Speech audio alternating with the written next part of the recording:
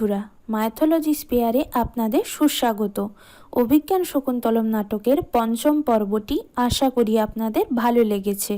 এবার আমি অভিজ্ঞান শকুন্তলমের ষষ্ঠ পর্বটি আপনাদের সামনে তুলে ধরব।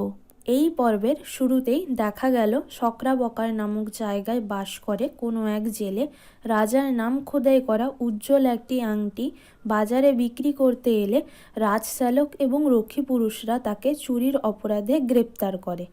রক্ষী পুরুষেরা তাকে বন্দি করে বিচারের জন্য রাজার কাছে নিয়ে গেল।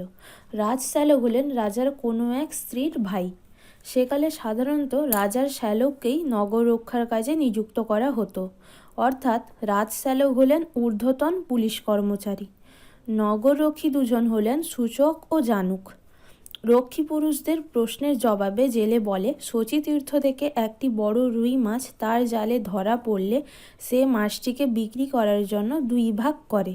তখন সে মাছটির পেটের ভেতর থেকে এই আংটিটি পায়। সেটিকে বিক্রি করতে গেলে রক্ষী পুরুষেরা তাকে চোর সন্দেহে বন্দি করে, কিন্তু সে বলে যে সে চোর নয়, সে জাল এবং বড়শি দিয়ে মাছ ধরে এবং তা বিক্রি করে জীবিকা সংগ্রহ করে। রাজশ্যালক এই আংটি রাজাকে দেখালে রাজা জেলেকে আংটির সমান মূল্যের পুরস্কার দান করেন। আংটিটি দেখে মহর্ষি দুর্বাসার দেওয়া অভিশাপ থেকে রাজা মুক্তি পান এবং তার পূর্ব স্মৃতি জাগ্রত হলে, অর্থাৎ শকুন্তলার কথা মনে পড়লে, তিনি তার ধর্মপত্নী শকুন্তলাকে অকারণে বিসর্জন দিয়েছেন বলে অনুতাপ ও অনুশোচনার আগুনে দগ্ধ হতে থাকেন। রাজা এখন শকুন্তলার শোকে কাতর হয়ে প্রিয়তমার ছবি এঁকে শান্তি ও স্বস্তি লাভ করতে থাকেন।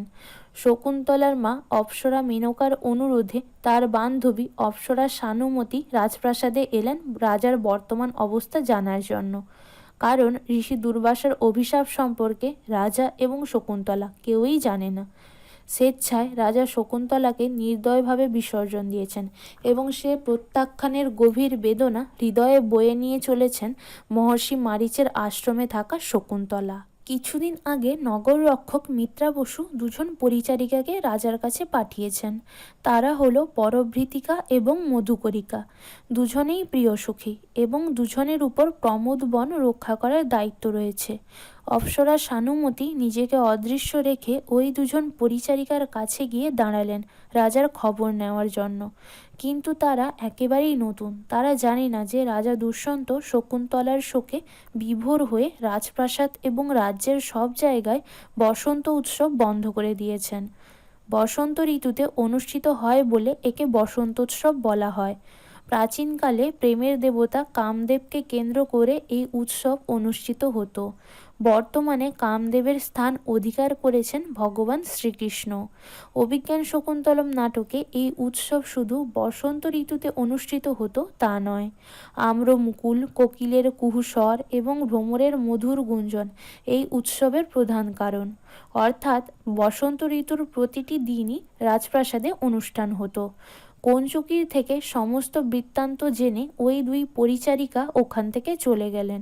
সানুমতিও রাজার অবস্থা সম্পর্কে জানতে পারলেন। প্রমোদবন কথার অর্থ হলো আনন্দ বা সুখের বাগান। এদিকে রাজার দুঃখের মুহূর্তগুলিতে মনকে সান্ত্বনা দেওয়ার জন্য নানা রকম উপায় অবলম্বন করলেও উনি বিফল হন। যেহেতু শকুন্তলা সেখানে নেই, সেহেতু জেগে থাকা অবস্থায় শকুন্তলার দেখা পাওয়া অসম্ভব। আবার স্বপ্নেও শকুন্তলার সঙ্গে দেখা হলে রাজা হয়তো কিছুটা শান্তি পেতেন, কিন্তু স্বপ্ন দর্শনও তার পক্ষে সম্ভব নয়, কেননা তাকে যে দুঃখের কারণে সারা রাত জেগে কাটাতে হয়। সুতরাং রাজা দুষ্যন্তের শকুন্তলার বিরহের জন্য দুঃখের শেষ নেই। ইতিমধ্যে সমুদ্রে যাত্রাকালে বণিক ধনমিত্র জাহাজডুবিতে প্রাণ হারিয়েছেন। নিঃসন্তান ধনমিত্রের মৃত্যু সংবাদ রাজার কানে পৌঁছলে তিনি বললেন যে যেহেতু বণিক ধনমিত্রের অনেক সম্পত্তি, সেজন্য তার অনেক স্ত্রী থাকার সম্ভাবনা আছে। রাজার মন্ত্রী পিশুন রাজাকে জানালেন যে ধনমিত্রের কোনো সন্তান নেই, তাই তার কোনো উত্তরাধিকারী নেই। তার সকল সম্পত্তি রাজকোষাগারে বাজেয়াপ্ত হবে। রাজা তার মন্ত্রী পিশুনকে পুনরায় নির্দেশ দিলেন যে ন্যায় বিচারের জন্য যেন বণিক ধনমিত্রের কোনো স্ত্রী সন্তান সম্ভবা আছেন কিনা সেটা ভালোভাবে খোঁজা হয়। বণিক ধনমিত্র ছিলেন রাজা দুষ্যন্তের বন্ধু। প্রতিহারী অর্থাৎ পাহারাদার এসে জানালো যে বণিক ধনমিত্রের এক স্ত্রী অযোধ্যা নিবাসী এক বণিকের মেয়ে এবং তিনি গর্ভবতী আছেন। রাজা সেই মুহূর্তে আদেশ দিলেন ওই গর্ভস্থ সন্তান তার পৈতৃক সম্পত্তির উত্তরাধিকারী হবে।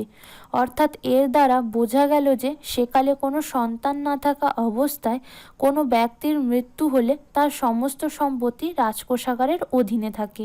নিঃসন্তান রাজা দুষ্যন্ত তার মৃত্যুর পর পুরুবংশেরও এই অবস্থা হবে বলে আশঙ্কা প্রকাশ করলেন। তার পূর্বপুরুষরা রাজার মৃত্যুর পর পিণ্ডলাভ এবং তর্পণ জল থেকে বঞ্চিত হবেন। একথা ভেবে পুত্র না থাকায় দুশ্চিন্তাগ্রস্ত হয়ে পড়লেন। রাজার এরূপ মানসিক পরিস্থিতি দেখে অপ্সরা সানুমতি শকুন্তলার মা মেনকার কাছে ফিরে গেলেন এবং রাজপ্রাসাদের সমস্ত বৃত্তান্ত মেনকাকে জানালেন।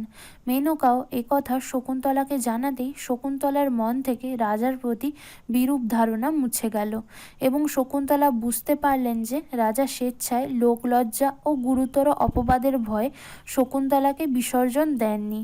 শকুন্তলার মন থেকে দুষ্যন্ত সম্বন্ধে সকল সন্দেহ কেটে যাওয়ায় তিনি মহর্ষি মারীচের তপোবনে বিরহব্রত অনুষ্ঠানের মধ্য দিয়ে রাজার সঙ্গে দেখা করার জন্য অপেক্ষা করতে থাকলেন।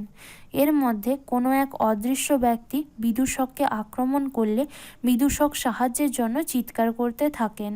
রাজা তার প্রিয় বন্ধুকে রক্ষা করার জন্য অদৃশ্য ব্যক্তির উদ্দেশ্যে ধনুক ছুঁড়তে গেলে দেবরাজ ইন্দ্রের সারথি মাতলি আত্মপ্রকাশ করে বলেন যে রাজাকে স্বর্গে যাবার জন্য দেবরাজ আমন্ত্রণ লিপি পাঠিয়েছেন।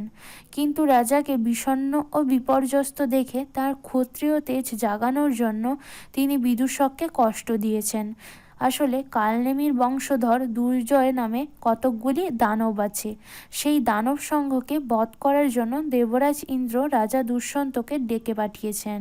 অবশেষে রাজা তার প্রধানমন্ত্রী পিসুনের হাতে রাজ্যের শাসনভার দিয়ে মাতলির সঙ্গে রথে চড়ে স্বর্গে গেলেন। কালনেমি হলেন কংস তার পূর্বজন্মে কালনেমি নামে এক অসুর ছিলেন, যাকে দেবতা বিষ্ণু বধ করেছিলেন।